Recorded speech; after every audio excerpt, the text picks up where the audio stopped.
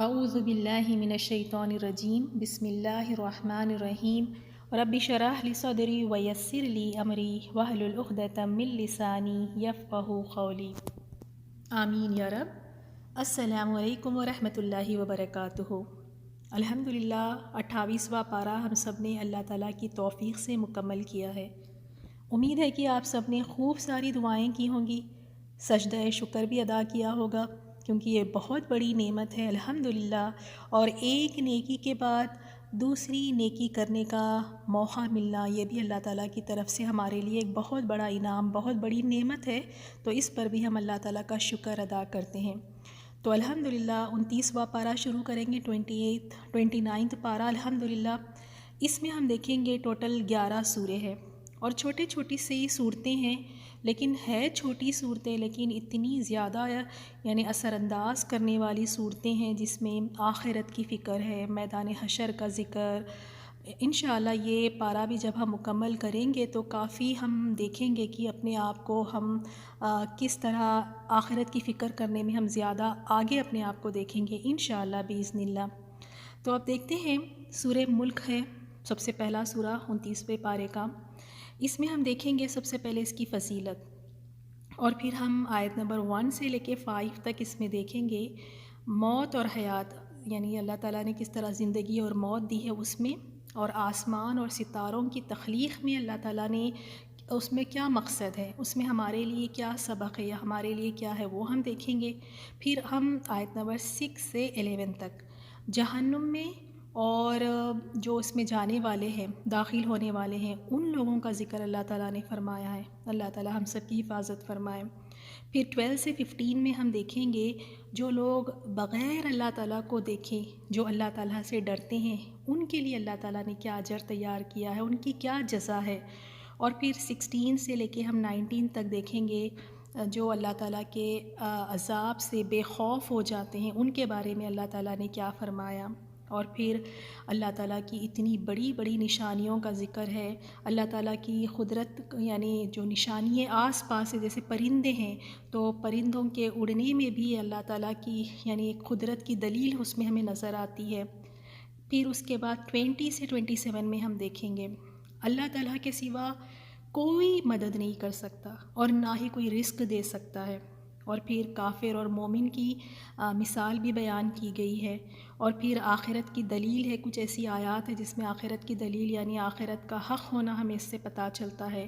پھر آخر کی جو 2 آیات ہیں 28 اور 30، اس میں موت سے عبرت حاصل کرنا ہے۔ واقعی اللہ تعالیٰ ہمیں اس طرح بنا دیں کہ موت سے ہم کچھ سبق حاصل کریں۔ اور پھر لاسٹ آیت میں ہم دیکھیں گے پانی، یہ اللہ تعالیٰ کی بہت بڑی نعمت ہے، یہ ایک بہت بڑی نعمت ہے ہمارے لیے۔ اگر یہ پانی خشک ہو جائے تو اس کے بارے میں ذکر ہے کہ اس کا جو اس کے بارے میں اللہ تعالیٰ نے فرمایا ہے۔ تو چلیں بسم اللہ، ہم پہلے فضیلت کے ساتھ شروع کرتے ہیں سورۃ الملک کی۔ اب اس کی فضیلت میں دیکھیں کافی ساری ہمیں احادیث ملتی ہیں، لیکن ہم انشاءاللہ 2-3 یہاں پر دیکھیں گے۔ جیسے آپ صلی اللہ علیہ وسلم نے فرمایا اللہ تعالیٰ کی کتاب میں ایک سورت ہے جس میں صرف 30 آیات ہیں، یہ آدمی کی سفارش کرے گی یہاں تک کہ اس کو بخش دیا جائے گا۔ اسے ترمذی نے روایت کیا ہے۔ اور دوسری حدیث میں آپ صلی اللہ علیہ وسلم نے فرمایا قرآن مجید میں ایک سورت ہے جو اپنے پڑھنے والے کی طرف سے لڑے گی حتیٰ کہ اسے جنت میں داخل کروائے گی۔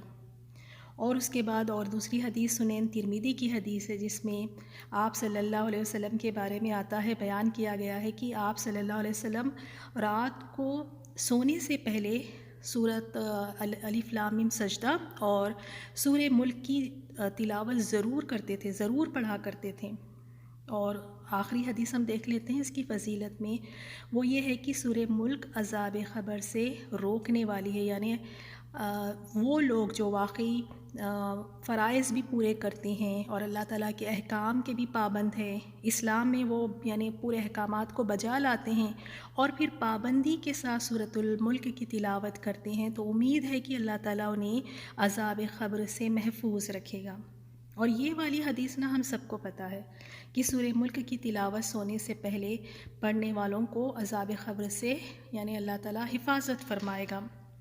تو ہم تھوڑا سا نا عذاب قبر کے بارے میں بھی دیکھ لیتے ہیں، کیونکہ انسان ہیں، ایک تو ہم بھول جاتے ہیں، اگر ہمیں یاد بھی ہے تو نا ہم غافل ہو جاتے ہیں اس سے۔ تو دیکھ لیتے ہیں کہ عذاب قبر ہے کیا، کیونکہ جب تک ہم اس کی سنگینی کو نہیں سمجھیں گے کہ عذاب قبر ہے کیا، اس سے بچنے کی بھی فکر ہم میں نہیں ہوگی۔ ابن ماجہ کی حدیث ہے، حضرت برا رضی اللہ تعالیٰ عنہ سے روایت ہے کہ ہم رسول صلی اللہ علیہ وسلم کے ساتھ ایک جنازے میں تھے۔ آپ صلی اللہ علیہ وسلم قبر کے کنارے بیٹھ کر رونے لگے، حتیٰ کہ مٹی آپ کے آنسوؤں سے تر ہو گئی۔ پھر آپ نے ارشاد فرمایا، اے میرے بھائیوں، اس کے لیے کچھ تیاری کر لو۔ آپ صلی اللہ علیہ وسلم کی نصیحت ہے کہ اس کے لیے کچھ تیاری کر لو۔ جس کی ریئلی ہم نے تیاری کرنی ہے، اس سے تو ہم بالکل یعنی بے خوف ہیں اور بالکل غافل ہیں، اور تیاریاں کسی اور چیز کی ہو رہی ہے۔ تو واقعی یہ ایک نا ایسا گھر ہے جس میں ایک طویل وقت ہم نے گزارنا ہے۔ جو دوسری زندگی ہے، آخرت کی زندگی، سب سے پہلا مرحلہ قبر کا مرحلہ، اللہ تعالیٰ سب کے لیے اس مرحلے کو آسان فرمائے۔ اور آپ صلی اللہ علیہ وسلم نے فرمایا، خبروں میں لوگ فتنہ دجال کی طرح آزمائے جائیں گے۔ یہ نہیں کہ موت آئی بس اب سب کچھ ختم، اب کچھ نہیں ہونا، اور بھی بہت زیادہ مشکل مرحلے آئیں گے۔ جب تک انسان کا فیصلہ نہیں ہو جاتا، جنت یا جنت میں نہیں پہنچ جاتا، بہت زیادہ کٹھن مرحلے آئیں گے، تو خبروں میں بھی آزمایا جائے گا۔ اللہ تعالیٰ ہمیں وہاں پہ کامیاب فرمائے، اللہ تعالیٰ ہمارے لیے آسانی کرے، آمین یا رب۔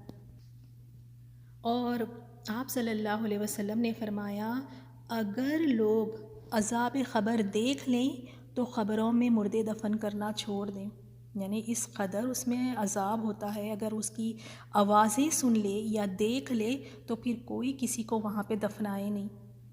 اور دوسری حدیث میں ہے جس میں آپ صلی اللہ علیہ وسلم نے فرمایا، بے شک میں وہ چیزیں دیکھتا ہوں جو تم نہیں دیکھتے، اور میں وہ کچھ سنتا ہوں جو تم نہیں سنتے۔ آسمان اللہ کے خوف سے چرچرا رہا ہے، اور اسے چرچرانا ہی چاہیے۔ اس ذات کی قسم جس کے ہاتھ میں میری جان ہے، آسمان میں 4 انگل جگہ یعنی تقریباً 3 انچ ایسی نہیں جہاں کوئی فرشتہ اپنی پیشانی اللہ کے حضور رکھے سجدہ نہ کر رہا ہو۔ اگر تم وہ باتیں جان لو جو میں جانتا ہوں تو تم ہنستے کم اور روتے زیادہ، بستروں پر بیویوں سے لطف اندوز نہ ہو سکتے، اور اللہ کی پناہ طلب کرتے ہوئے میدانوں کی طرف نکل جاتے۔ اور حدیث کے راوی حضرت ابو ذر رضی اللہ تعالیٰ عنہ کہتے ہیں کہ کاش میں ایک درخت ہوتا جو کاٹ دیا جاتا۔ یعنی جب اس طرح کی احادیث سنتے صحابہ اکرام تو وہ اس قدر روتے کہ روتے روتے وہ بے ہوش ہو جاتے۔ اور آپ صلی اللہ علیہ وسلم نے فرمایا، خبر سے زیادہ گھبراہٹ اور سختی والی جگہ کوئی نہیں ہے۔ اتنا سب کچھ جاننے کے بعد بھی ہمیں اس کی کوئی نہیں فکر، کتنا وہاں اندھیرا ہے، اتنی چھوٹی سی جگہ، اس کی تیاری ہم نے کرنا ہے۔ اور جو سورۃ الملک کی تلاوت کرے گا باقاعدگی سے تو اللہ تعالیٰ اسے ضرور عذاب قبر سے محفوظ رکھے گا۔ لیکن شرط کیا ہے؟ کہ شرط یہ ہے کہ پھر وہ احکام و فرائض اسلام کا پابند بھی ہو۔ تو دیکھیں آپ، اگر ہم سورہ ملک کی تلاوت ہر رات کریں، آپ کو حیرت ہوگی یہ بات جان کر کہ سورۃ الملک کی تلاوت اگر ہم بڑے آرام سے بھی کریں تو 7 یا 8 منٹ سے زیادہ نہیں لگیں گا ٹائم، بس اتنا سا وقت۔ لیکن پھر بھی دیکھیں ہماری کاہلی سمجھ لیں آپ، یا ہماری سستی دیکھیں آپ، کہ ہم یہ 7-8 منٹ بھی نکال کے ہم اپنے آپ کو عذاب قبر سے بچانے کے لیے اس کی تلاوت نہیں کرتے ہم۔ تو ضرور اس کو ایک معمول بنائیں کہ سونے سے پہلے اس کی تلاوت کریں۔ اگر آپ کو یہ حفظ نہیں ہے، اگر آپ نے حفظ نہیں کیا ہوا ہے تو آپ اس کو ڈیلی سنا کریں تو انشاءاللہ یہ خود بخود حفظ ہو جائے گا۔ تو ضرور اس کی تلاوت کریں اور عذاب قبر سے اللہ تعالیٰ سے دعائیں مانگتے رہیں کہ اللہ تعالیٰ عذاب قبر سے محفوظ رکھیں۔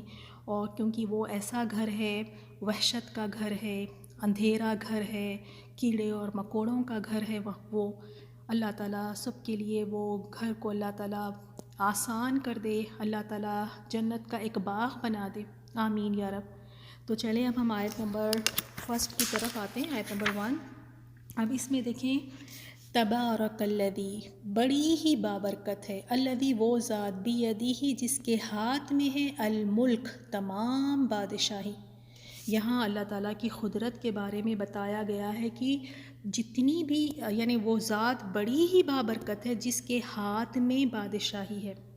اب اس آیت میں دو چیزیں آپ دیکھیں، ایک تو اللہ تعالیٰ کے ہاتھ کا ذکر آیا ہے، تو دوسری ہم احادیث میں دیکھتے ہیں یا آیات میں ہم دیکھتے ہیں جہاں کہیں اللہ تعالیٰ کے چہرے کا ذکر آیا ہے، کہیں اللہ تعالیٰ کے پاؤں کا، اب اس آیت میں ہاتھ کا ذکر آیا ہے۔ تو اس پہ ہم یہ اب تصور کرتے نہیں بیٹھیں گے کہ اللہ تعالیٰ کا چہرہ ہے تو کس طرح ہے، ہاتھ ہے تو کس طرح ہے۔ ہم کیا ایمان رکھیں گے؟ ہم یہ کہیں گے کہ اللہ تعالیٰ کا ہاتھ ہے جیسے اس کے شان کے لائق ہے، اللہ تعالیٰ کا چہرہ ہے جیسے اس کے شان کے لائق ہے۔ اب ہم اس کو تصور کرتے ہوئے سوچتے ہوئے نہیں بیٹھیں گے۔ تو اللہ تعالیٰ کے ہاتھ میں تمام بادشاہی ہے، وَهُوَ عَلَىٰ كُلِّ شَيْءٍ قدیر، اور وہ ہر چیز پر خوب قادر ہے اور بابرکت ہے۔ اس میں بھی دیکھیں آپ، بابرکت یعنی یہ جو لفظ ہے تبارک، یہ برکہ سے ہے اور اس کا معنی ہوتا ہے بڑھوتری اور زیادتی کے معنی ہے اس میں، یعنی تمام خیر وہ برکت اللہ تعالیٰ کی طرف سے ہے، تمام خیر اسی کی طرف سے آتی ہے۔ اور خیر یہ ہے کہ جیسے برکت میں کیا معنی ہوتا ہے کہ کثرت، زیادہ ہونا، بڑھوتری ہونا اور باقی بھی رہنا، قائم بھی رہنا۔ تو خیر اللہ تعالیٰ ہی کی طرف سے ہے اور برکتیں بھی اسی کی طرف سے ہے اور وہ ہر چیز پر قادر ہے۔ اب نیکسٹ آیت میں ہم دیکھتے ہیں آیت نمبر 2 میں، الذی وہ ذات جس نے۔ اب آپ دیکھیں پہلی آیت میں بھی اللہ تعالیٰ کا نام نہیں آیا، وہ ذات، یعنی کہا کہ بڑی بابرکت ہے وہ ذات جس کے ہاتھ میں تمام بادشاہی ہے۔ آیت نمبر 2 میں بھی یہاں دیکھیں اللہ تعالیٰ کا نام نہیں آیا، کیا کہ وہ ذات جس نے پیدا کیا، خلق پیدا کیا، الموت موت، والحیات اور زندگی کو۔ اللہ تعالیٰ نے ہی زندگی کو اور موت کو اللہ تعالیٰ نے پیدا کیا۔ اور اس کے پیچھے کیا مقصد ہے؟ کیوں اللہ تعالیٰ نے زندگی بھی رکھی، پھر ایک وقت آتا ہے انسان، پھر موت آتی ہے، انسان مر جاتا ہے، تو اس کے پیچھے کیا مقصد ہے؟ لیبلوکم، تاکہ وہ تمہیں آزمائیں۔ یہ جو زندگی ہمیں دی گئی ہے، یہ جو موت آنی ہے، اس میں ہماری آزمائش ہو رہی ہے، ہماری چیکنگ ہو رہی ہے، ہمارے ٹیسٹ ہو رہے ہیں، اس میں ہمیں آزمایا جا رہا ہے۔ کس چیز میں آزمایا جا رہا ہے؟ کیا دیکھنا چاہتے ہیں اللہ تعالیٰ؟ ایکم، کہ تم میں سے کون، احسن، زیادہ اچھا ہے، عمل میں۔ تو اب ہمیں پتہ چلا کہ ہماری زندگیوں کا مقصد کیا ہے، کہ ہمیں جانچا پرکھا جائے گا، ہمیں آزمایا جائے گا، اور آزما کے اللہ تعالیٰ کیا دیکھنا چاہتے ہیں کہ کون سب سے زیادہ اچھا عمل کرتا ہے، عمل میں زیادہ اچھا ہو۔ اور ہم کس چیز میں ہوتے ہیں کہ ہم عمل میں زیادہ اچھے ہونے کی ہم کوشش نہیں کرتے، ہم چاہتے ہیں کہ ہمارا عمل ہی زیادہ ہو۔ تو کوشش کیا کرنا ہے کہ جو بھی عمل کر رہے ہیں نا وہ زیادہ اچھا ہو، اس کو خوبصورت بنانا ہے، اس کو احسن بنانا ہے، زیادہ کے چکر میں نہیں بھاگنا ہے۔ ہم تو اسی میں بھاگتے ہیں کہ اتنی نفلیں پڑھ لوں، اتنی میں قرآن کے جز مکمل کر لوں، میں یہ سیکھ لوں، لیکن اس میں دیکھنا یہ ہے کہ کیا وہ واقعی احسن ہے کہ نہیں۔ اور یہ کیسے پتہ چلے گا کہ احسن ہے کہ نہیں؟ یہ اس میں اخلاص ہونا چاہیے۔ کوئی بھی عمل نیکی کا ہم کام کر رہے ہیں تو اس میں سب سے پہلی چیز اخلاص، کہ یہ صرف اور صرف رب کی رضا کے لیے ہے، نہ لوگوں کو دکھانے کے لیے، نہ ہی کوئی تعریف کے لیے، نہ ہی کوئی اور مفاد کے لیے، صرف اس لیے کہ رب راضی ہو جائے۔ اور دوسرا اس میں نبی صلی اللہ علیہ وسلم کا طریقہ ہونا ضروری ہے۔ اگر اس کو بیسٹ بنانے کے لیے ہم اپنے طریقے نہیں استعمال کریں گے، نماز کو اگر ہم نے احسن بنانا ہے تو نبی کے طریقے سے، صلی اللہ علیہ وسلم کے طریقے سے ہی وہ احسن بنے گی۔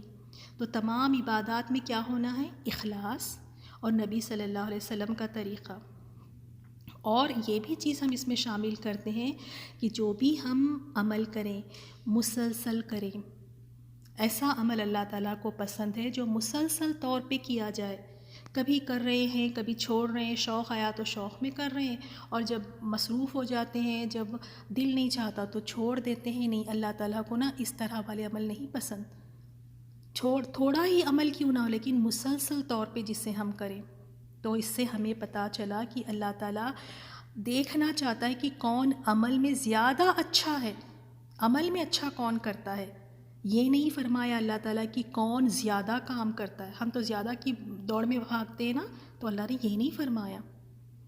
تو اللہ تعالیٰ واقعی ہمیں توفیق دے کہ ہم اچھے عمل کریں۔ تو اب اس آیت سے ہم نے کیا کرنا ہے، اپنے آپ کو تھوڑا سا چیک کرنا ہے کہ دیکھنا ہے کہ میرے جتنے بھی عمل ہے، اگر میری نمازیں ہیں، اگر میری تہجد ہے، اگر میری قرآن کی تلاوت ہے، یا میں علم سیکھ رہی ہوں، یا میں حجاب لے رہی ہوں، حجاب بھی عبادت ہے، یا میں حجاب لے رہی ہوں، یا جو بھی عمل ہے، تو چیک کریں کہ کیا واقعی یہ احسن طریقے سے ہو بھی رہا ہے کہ نہیں۔ اگر یہ احسن طریقے سے نہیں ہوگا تو منہ پہ دے مارا جائے گا، ریجیکٹ ہو جائے گا، کچھ نہیں ملے گا ہمیں۔ تو کوشش یہی کرنا ہے کہ اخلاص کے ساتھ ہم اپنے سارے اچھے عمل کریں۔ وَهُوَ الْعَزِيزُ الْغَفُورُ، اور وہ زبردست ہے اور خوب بخشنے والا ہے۔ اللہ تعالیٰ العزیز ہے، یعنی وہ بہت زبردست ہے، عظیم ترین ہے، اور اس کے ساتھ ساتھ یعنی دیکھیں زبردست ہے، ساری اتھارٹی اس کے ہاتھ میں ہے، سارا غلبہ اس کے ہاتھ میں ہے، لیکن اس کے ساتھ ساتھ وہ الغفور بھی ہے، یعنی وہ بخشنے والا بھی ہے۔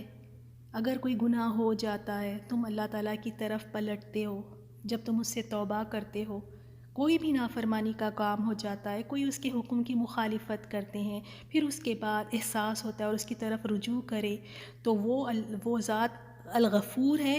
وہ عزیز ہونے کے باوجود الغفور بھی ہے کہ وہ پھر اپنے بندے کے گناہوں کو معاف بھی فرما دیتا ہے، ان پر رحم فرماتا ہے، ان سے درگزر فرماتا ہے۔ دیکھیں ایک جیسے ہم یہاں دنیا میں اگر دیکھ لیں، کوئی ایک بادشاہ ہے، کوئی ایک ایسی اتھارٹی ہے، اگر اس کے پاس پورا پاور دیا جائے تو وہ اپنے اس پاور کو کس طرح مس یوز کرتا ہے، لیکن اللہ تعالیٰ دیکھیں ساری اتھارٹی، سارے اختیارات رکھتے ہوئے اللہ تعالیٰ اپنے ہر کام میں، ہر فیصلے میں اللہ تعالیٰ انصاف کے ساتھ ہے، اور ساتھ ساتھ میں وہ بخشنے والا، درگزر کرنے والا بھی ہے۔ اب ہم نیکسٹ آیت میں دیکھتے ہیں، اس میں آسمانوں کا ذکر اللہ تعالیٰ نے فرمایا۔ الذی، وہ ذات جس نے خلق پیدا کیا، سبع، سات، سماوات، آسمان، طباقا، اوپر نیچے۔ اللہ تعالیٰ نے فرمایا کہ اللہ تعالیٰ وہ ذات ہے جس نے 7 آسمان پیدا کیے، اور یہ جس نے 7 آسمان اوپر تلے بنائے۔ ہم تو ایک ہی آسمان دیکھتے ہیں، اور بھی 6 آسمان اس کے اوپر ہے۔ تو اب اس آسمانوں کے بارے میں اللہ تعالیٰ نے فرمایا، ما تری فی خلق الرحمن من تفاوت، ما تری، نہیں تو دیکھے گا، فی خلق الرحمن، رحمان کے پیدا کرنے میں، من تفاوت، کوئی فرق۔ اللہ تعالیٰ نے جو اتنا بڑا آسمان بنایا ہے، اگر تم دیکھنا چاہو تو اس میں تمہیں کوئی فرق، تمہیں کوئی نقص نظر نہیں آئے گا۔ اور آسمان بھی اتنی بڑی ایک اللہ تعالیٰ کی ایک نشانی ہے، روز ہم اسے دیکھتے ہیں، لیکن کبھی آسمان کو دیکھ کر نہ ہمارے ایمان میں اضافہ ہوا، کبھی آسمان کو دیکھ کر کبھی یہ نہیں احساس ہوا کہ اللہ تعالیٰ کی ذات کیا ذات ہے۔ اور اس آیت میں ایک چیلنج بھی دیا گیا ہے کہ تم دیکھو، اللہ تعالیٰ نے جو آسمان بنایا ہے نا، اس کی طرف تم دیکھو، اور دیکھ کے دیکھو کہ تمہیں اس میں کوئی بھی چیز ایسی نظر آتی ہے جو صحیح نہیں ہے، یا اس میں کوئی ایسی چیز ہے جس میں کوئی عیب ہے، یا اس میں کوئی ایسی غلطی ہے، یا اس میں کوئی ایسی کمی ہے، یا کوئی خلل ہے۔ پھر اللہ تعالیٰ نے دوبارہ فرمایا کہ فرجی، چنانچہ تو لوٹا، البصرہ، نگاہ کو، یعنی اب سیکنڈ ٹائم پھر سے دوبارہ دیکھو۔ پہلی دفعہ دیکھا آسمان کی طرف، کچھ کمی نہیں نظر آئی، تو ٹھیک ہے، کبھی ایسے ہو جاتا ہے نا کہ جب آپ دوبارہ پھر کوئی چیز کو دیکھتے ہیں تو پھر دوبارہ دیکھنے پہ کوئی نہ کوئی عیب یا کوئی نقص نکل آتا ہے، تو یہاں پھر دعوت دی گئی کہ ٹھیک ہے، دوبارہ پھر نظر اٹھاؤ اپنی، اور آسمان کی طرف دیکھو اور بتاؤ کہ کیا حل تری من فطور، کیا تو دیکھتا ہے کوئی اس میں دراڑ؟ تو دیکھنے کے بعد تمہیں کچھ اور نظر آتا ہے، کوئی اس میں کوئی کمی یا کوئی اس طرح سے؟ آیت نمبر 4، ثم مرجی، پھر تو لوٹا، البصرہ نگاہ کو، کرتینی دوبارہ یعنی بار بار، ینقلب لوٹ آئے گی، الیک تیری طرف، البصر نگاہ، خاسیا ذلیل ہو کر، وہو حسیر اس حال میں کہ وہ تھکی ماندی ہوگی۔ جتنی مرتبے بھی نگاہ اٹھا کر دیکھ، بار بار دیکھ آسمان کی طرف، تیری نظر تھک کر واپس تیری طرف لوٹ آئے گی، لیکن تجھے اللہ تعالیٰ کی اس تخلیق میں نہ کوئی عیب نظر آئے گا، نہ ہی کوئی غلطی، نہ ہی کوئی نقص۔ یہ اتنی بڑی اللہ تعالیٰ کی نشانی ہے، اور قرآن ہمیں یہی دعوت دیتا ہے کہ ہم ہر آیت میں غور و فکر کریں۔ جب انسان ایک آیت کو لے کے اس میں غور و فکر کرتا ہے تو اس کا ایمان اور زیادہ بڑھتا ہے، اللہ تعالیٰ کی معرفت اس میں اور زیادہ بڑھتی ہے۔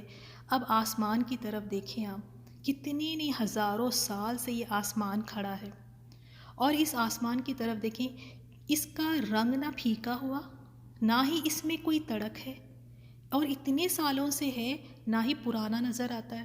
کوئی بھی چیز ہو ہم دیکھتے ہیں پرانی پڑ جاتی ہے، لیکن سبحان اللہ اتنے سالوں سے کھڑا ہوا ہے آسمان، اور کبھی اس میں کوئی نہ تڑک ہے، نہ کوئی اس میں کوئی سوراخ ہے، نہ کہیں سے یہ پھٹا، نہ ہی یہ پرانا نظر آتا ہے۔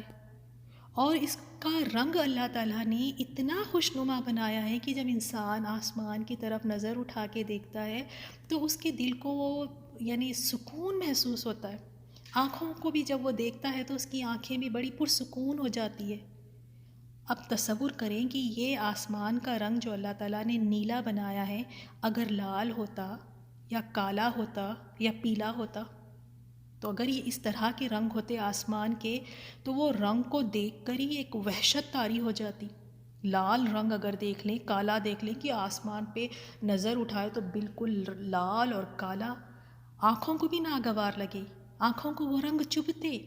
تو اللہ تعالیٰ نے کتنے اچھے انداز میں اللہ تعالیٰ نے اس آسمان کو اللہ تعالیٰ نے پیدا کیا، جس میں کوئی کمی نہیں۔ تم بار بار نظر اٹھا کے دیکھو، دعوت دی گئی، ایک چیلنج ہے، اٹھا کے دیکھو اور کوئی ایک چیز نکال کے دکھا دو اس میں سے، تمہاری نظر تھک کر آ جائے گی، لیکن اس میں تم کوئی کمی نہیں نکال سکو گے۔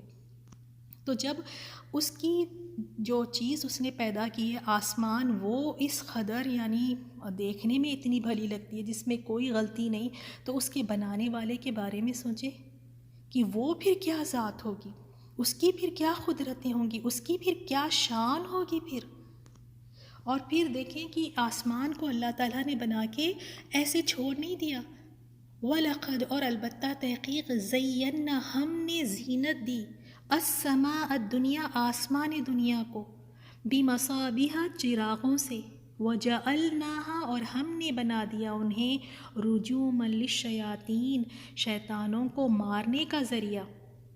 اور آسمان کو اللہ تعالیٰ نے پھر خوبصورتی سے اس کو سجا بھی دیا، اللہ تعالیٰ نے ستاروں سے ان کو سجا دیا، یہ ایسے لگتے ہیں جیسے چراغ ہو، اتنے خوبصورت لگتے ہیں، اتنے سارے ستارے اور اتنے بڑے بڑے ستارے ہیں۔ تو رات میں کبھی دیکھیں آسمان کی طرف، اتنا پیارا آسمان، اور اس کو اللہ تعالیٰ نے کس طرح سجایا ہے۔ یہ سب ہمارے لیے، اور یہ نشانی ہے، یہ دکھاتا ہے کہ ان کی طرف دیکھو اور پھر ان کے رب کی عظمت کو پہچانو کہ اس کا بنانے والا اس کی کیا عظمت ہوگی، اس کی کیا شان ہوگی پھر۔ وَأَعْتَدْنَا اور ہم نے تیار کیا، لَهُمْ ان کے لیے یعنی شیاطین کے لیے، ان شیطانوں کے لیے، عذاب السعیر عذاب بھڑکتی آگ کا، یعنی وہ شیاطین جو آسمانوں کی طرف جانے کی کوشش کرتے ہیں، تو یہ جو ستارے ہیں ان پر شرارہ بن کر گر پڑتے ہیں، اور انہیں اس دنیا میں بھی عذاب دیا جائے گا، یعنی دنیا میں شیطانوں کو اس ذلت اور رسوائی سے دوچار کیا، اور پھر آخرت میں ان کے لیے جہنم کی دہکتی ہوئی آگ کا عذاب بھی تیار کر رکھا ہے۔ الحمدللہ، تو آج کی ان 5 آیات میں خاص طور پہ اللہ تعالیٰ نے موت اور زندگی کو اس لیے پیدا کیا ہے تاکہ آزما لے، دیکھ لے کہ کون اچھے عمل کرتا ہے، زیادہ عمل نہیں بلکہ کون اچھے کرتا ہے۔ تو ایک تو ہماری توجہ فلی اس بات پر ہونی چاہیے کہ میرا ہر عمل اتنا خوبصورت ہو، احسن درجے پہ ہو۔ اور دوسری بات آزمائش کی بات آئی ہے، اللہ تعالیٰ آزماتا ہے، امتحان میں ہے ہم، تو امتحان اللہ تعالیٰ اس لیے نہیں لے رہا ہے کہ اسے نہیں پتہ، سبحان اللہ، اسے تو ہر چیز کا علم ہے، اللہ تعالیٰ کو تو پتہ ہے، بس ہمیں بتانا ہے تاکہ قیامت والے دن حجت تمام ہو جائے۔ اور ایک بات جو ہمیں ان آیات سے سمجھنی ہے وہ یہ ہے کہ ہم ہر لمحہ امتحان میں ہیں۔ ہمیں لگتا ہے شاید ہم جب بیمار ہیں تب ہماری آزمائش ہو رہی ہے، جب حالات ہمارے مرضی کے خلاف جا رہے ہیں شاید تب ہماری آزمائش ہو رہی ہے۔ آزمائش تو جب ہم صحتیابی کی حالت میں تب بھی ہم امتحان میں تب بھی ہمیں آزمایا جا رہا ہے، اور جب بیمار ہے تب بھی ہمیں آزمایا جا رہا ہے۔ خوشی میں بھی ہمارا امتحان ہے، غم میں بھی ہمارا امتحان ہے، ہر لمحہ ہمارا امتحان ہے، ہمیں جانچا پرکھا جا رہا ہے۔ تو اس ہر لمحے ہمیں کرنا کیا ہے؟ ہر حالت میں یہ ہے کہ اللہ تعالیٰ دیکھتا ہے کہ کون فرما برداری کرتا ہے اور کون نافرمانی کرتا ہے۔ تو اس سے ہمیں یہی بات سیکھنی چاہیے کہ چاہے کس طرح کے بھی حالات ہو، خوشی ہو، غم ہو، صحتیابی ہو، بیماری ہو، جو کچھ ہو، اللہ تعالیٰ کی فرما برداری کرنی ہے۔ اور ایک انسان اگر امتحان ہال میں بیٹھا ہو، ہم سب نے امتحان دیے ہیں الحمدللہ، ہم جانتے ہیں نا، ہم پہ گزری ہے، اس کی کیفیت ہم جانتے ہیں۔ ایک تو اس کی امتحان کے لیے راتوں رات جاگ کر ہم اس کی کتنی نئی تیاری کرتے ہیں، اور یہ امتحان کی وجہ سے شادیاں کینسل، باہر جانا کینسل، کوئی شاپنگ پہ نہیں جائیں گے، رات رات بھر جگ کر تیاری کریں گے دنیا کے امتحان کے لیے کہ اچھے گریڈز آ جائے۔ اور یہ امتحان کے لیے نہ راتوں میں ہم جگتے ہیں، نہ ہی کوئی چیز ہم کینسل کرنا چاہتے ہیں۔ اس ایگزام کی تو کوئی تیاری نہیں ہے ہماری، یہ بھی تو ایک امتحان ہے، آزمائش ہے۔ اور دنیا کے امتحان میں کتنے فوکس ہو کے ہم بیٹھتے ہیں نا، کتنے فوکس ہو کے، کہ اگر ایگزام پیپر ہمارے ہاتھ میں دے دیا جائے اس وقت پہ ہمارے ذہن میں کوئی اور بات آتی ہی نہیں ہے، اور ہم وقت بھی ضائع نہیں کرتے ادھر ادھر دیکھ کر کہ اس کو دیکھ لوں اس نے کیا پہنا ہے، اس کو دیکھ لوں کہ وہ کیا کہہ رہی ہے، کون آ رہا ہے کون جا رہا ہے، بالکل بے پرواہ ہو کر صرف ایگزام کے پیپر پہ فوکس کرتے ہیں۔ دنیا کے ایگزام میں دیکھیں کتنے شاطر ہیں نا، کتنے شاطر ہیں، اور آخرت کے ایگزام میں اتنی لاپرواہ ہو کر بیٹھے ہوئے ہیں کہ ساری زندگی بس کون آ رہا ہے کون جا رہا ہے، کس کے گھر میں کیا ہوا ہے، اس کے پاس کیا ہوا ہے، ساری فکریں ادھر ادھر کی ہیں اور آخرت کی فکر ہے ہی نہیں۔ تو ہم سب کو یاد رکھنا ہے کہ ہم ایگزام ہال میں ہیں، وقت ہم سب کے پاس بہت کم ہے، اور اس امتحان میں ہمیں ادھر ادھر دیکھ کر، دل لگیاں کر کر، بیکار کی باتیں سوچ کر اس کو وقت کو ضائع نہیں کرنا ہے۔ اللہ تعالیٰ ہمیں توفیق دے کہ واقعی ان آزمائشوں میں ہم اللہ تعالیٰ کو راضی کر سکیں، اللہ تعالیٰ کی فرما برداری ہم کر سکیں۔ اور ایک عمل کی بات ضرور اس میں ایڈ کرے، جہاں ہم نیکیوں میں آگے دوڑنا چاہتے ہیں نا، بہت ساری نیکی ہم لسٹ بھی بناتے ہیں کہ میں نے یہ نیکی کرنی ہے، وہاں ہمیں ایک اور لسٹ بھی تیار کرنی چاہیے کہ میں نے یہ گناہ چھوڑنا بھی ہے۔ جہاں ہم نیکیوں میں آگے بڑھ رہے ہیں وہاں گناہوں کو بھی ہمیں چھوڑتے ہوئے آگے بڑھنا ہے۔ گناہ تو اس طرح عزیز ہیں ہمیں، وہ ان کو تو پکڑے ہوئے ہیں، اور ساتھ ساتھ میں نیکیوں میں آگے بڑھ رہے ہیں۔ تو 2 لسٹ تیار کریں کہ وہ نیکییں ان کو آپ خوبصورت کس طرح بنائیں گی، اور کچھ ایسے اعمال جو گناہ کے ہیں، جو نافرمانی کے ہیں، ان کو اپنی زندگی سے نکال پھینکنا ہے۔ تو وہ بھی ایک لسٹ تیار کریں کہ یہ چیزیں اب میں نے اپنی زندگی میں اس کو شامل نہیں رکھنی ہے۔ اللہ تعالیٰ سے ہم دعا کرتے ہیں کہ اللہ تعالیٰ ہمیں واقعی احسن عمل کرنے کی توفیق عطا فرمائے۔ اللہ تعالیٰ ہم سب کو عذاب قبر سے محفوظ رکھے۔ اللہ تعالیٰ ہمارے لیے آسانیاں فرمائے۔ آخرت کے جتنے بھی مرحلے ہیں اللہ تعالیٰ ہمارے لیے ان مرحلات کو اللہ تعالیٰ آسان فرمائے، اور اپنے رحم و کرم سے اللہ تعالیٰ ہم سب کو جنت میں داخل فرمائے۔ آمین یا رب۔ ان آیات کی تلاوت سنیں۔